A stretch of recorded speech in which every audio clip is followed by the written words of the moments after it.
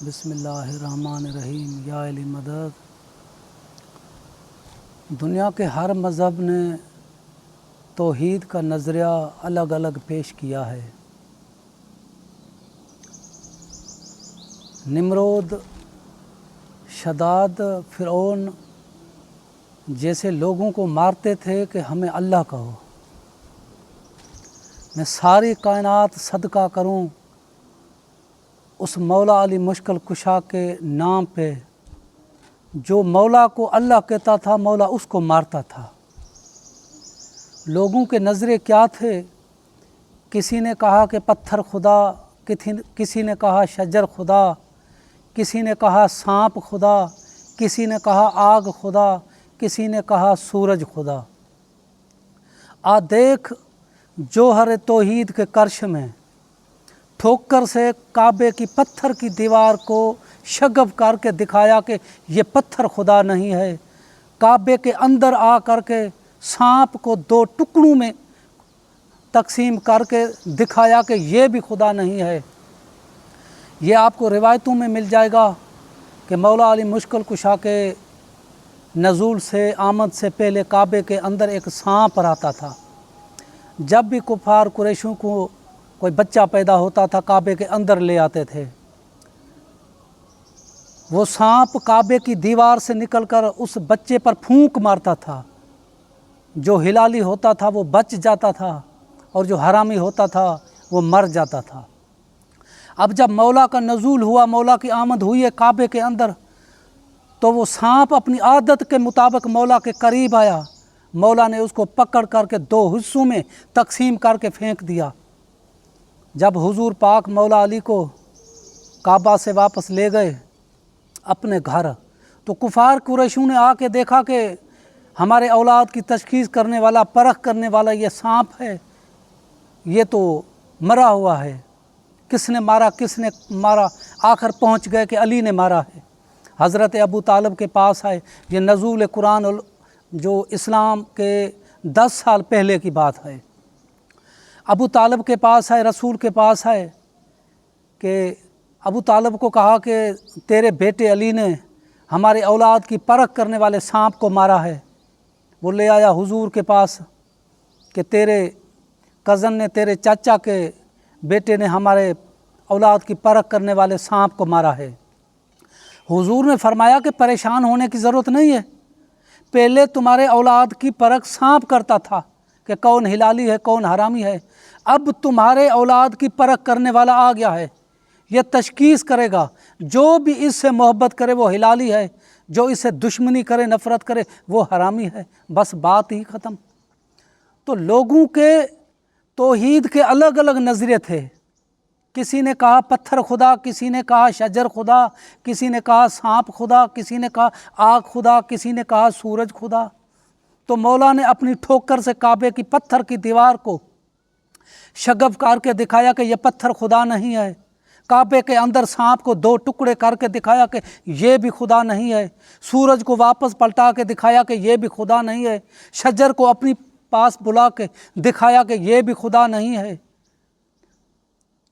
اور مولا علی مشکل کشا خود اپنا سر سجدے میں جھکا کے فرمایا کہ خدا تمہارے عقلوں سے دور ہے، یہ وہی علی مولا ہے۔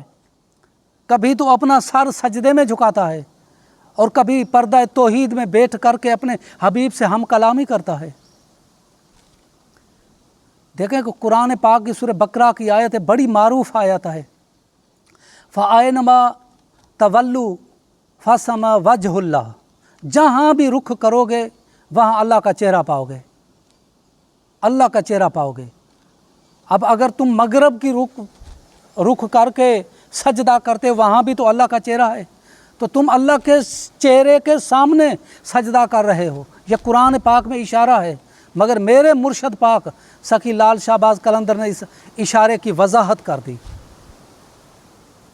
میرا مرشد پاک فرماتا ہے کہ اشاک کند بسجدہ رخسار دلہ رام، سجدہ کجا شد کہ بے رخسار نہ باشد۔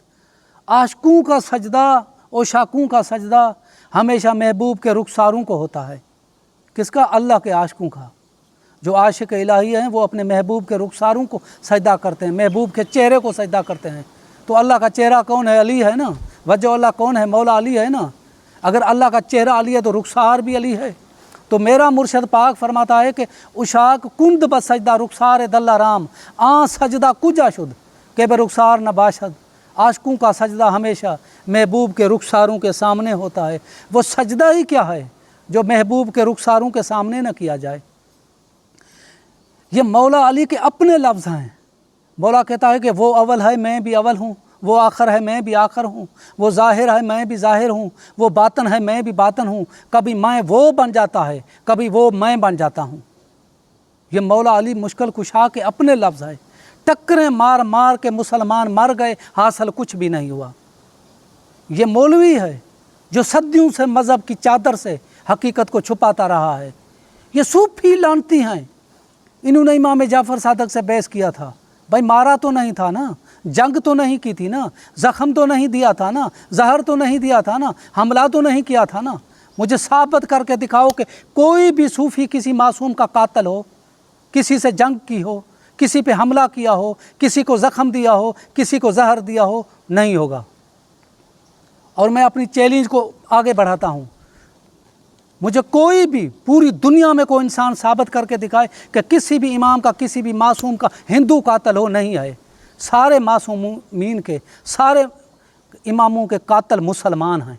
मैं ख़ुद मुसलमान हूँ, ऐसा नहीं है कि मैं कोई और हूँ और मैं दूसरों की तायद कर रहा हूँ। एक जाहिल सूफ़ी था जिसने इमाम जाफ़र सादक से बहस की थी। अब मौलवी को बहाना मिल गया है, सारे सूफ़ियों को गिरफ्त में लाता है। सूफ़ियों ने इमाम से जंग की थी क्योंकि सूफ़ियों के पास हक़ है। इनके पर्दे चाक करता है ये सूफ़ी, इनके नकाब हटाता है ये सूफ़ी। अब 1800 मौलवी थे जिन्होंने फतवा दिया था कत्ल हुसैन का। अब सारे मौलवियों को बुरा कहो। करबला में 9 लाख कौन थे? इमाम हुसैन को मारने वाले सारे मुसलमान थे। सारे मुसलमानों को बुरा कहो। भाई एक की खातर सारों को गिरफ्त में क्यों लाते हो? एक जाहिल सूफ़ी था, इमाम जाफ़र सादक से बहस की थी, उसकी गिरफ्त में सच्चे सूफ़ियों को भी लाते हैं। भाई सूफ़ी अच्छे नहीं है, इमाम से जंग की थी, मारा तो नहीं था। अब मुसलमानों ने इमाम को मारा है, सारे इमामों को मुसलमानों ने मारा है। और 1800 मौलवियों ने फतवा दी थी कत्ल हुसैन की। सारे मौलवियों से नफ़रत करो, सारे मुसलमानों से नफ़रत करो। मैं तो खुदा का शुक्र करता हूँ कि या अल्लाह तेरा शुक्र है कि किसी इमाम का, किसी मासूम का कातिल हिंदू नहीं है। अगर हिंदू होता तो मुसलमान उनका जीना हराम कर देते। हटो हटो, हमसे दूर हो जाओ, तुम हमारे इमाम को मारा है, हमारे इमाम के कातिल हो। अब जो खुद कातिल हैं क्या करें? मेरे दोस्त, ये नहीं हो सकता कि एक का जुर्म दूसरे पे लागू किया जाए। एक जाहिल सूफ़ी था, इमाम से बहस की थी, जाली सूफ़ी था। सारे सूफ़ियों को गिरफ्त में क्यों लाते हो? इसलिए कि सूफ़ी इनके पर्दे चाक करते हैं, सूफ़ी हकीकत बयान करते हैं। देखें, मैं सूफ़ी नहीं हूँ, क्योंकि सूफ़ी वो होता है जो काबा को सजदा करता है। मैं वो हूँ जो चेहरे को सजदा करने वाला हूँ। मैं सूफ़ी नहीं हूँ, लेकिन हकीकत बात कर रहा हूँ। मैं खुद मुसलमान हूँ, लेकिन जो हक बात है वो कर रहा हूँ। और अल्लाह आपको सूफ़ी के पास मिलेगा, रसूल आपको सूफ़ी के पास मिलेगा, कुरान आपको सूफ़ी के पास मिलेगा, मौला अली मुश्किल कुशा आपको सूफ़ी के पास मिलेगा, दीन आपको सूफ़ी के पास मिलेगा। मैं सच्चे सूफ़ी की बात कर रहा हूँ। ये मौलवी लोगों को डराता है, भगाता है ना, हक सच इन सूफ़ियों के पास है। अगर तुमको दीन लेना है, कुरान हासिल करना है, कुरान का जोहर हासिल करना है, अल्लाह हासिल करना है, मौला अली मुश्किल कुशा हासिल करना है, फिर सूफ़ियों का दर पकड़ो जो सच्चे सूफ़ी होते हैं। मौलवी के पास कुछ भी नहीं है। कुत्ते की जन्नत की गारंटी है, मगर मौलवी की नहीं है। हर कुत्ते की नहीं, जिसने असहाब कहफ से वफ़ादारी की वो कुत्ता जन्नत में जाएगा, मगर मुसलमान नहीं जाएगा, मौलवी नहीं जाएगा। हर मुसलमान की बात नहीं कर रहा हूँ। जिस मुसलमान ने रसूल और उसकी आल से वफ़ादारी की है वो जन्नत में जाएगा, बाकी नहीं जाएंगे।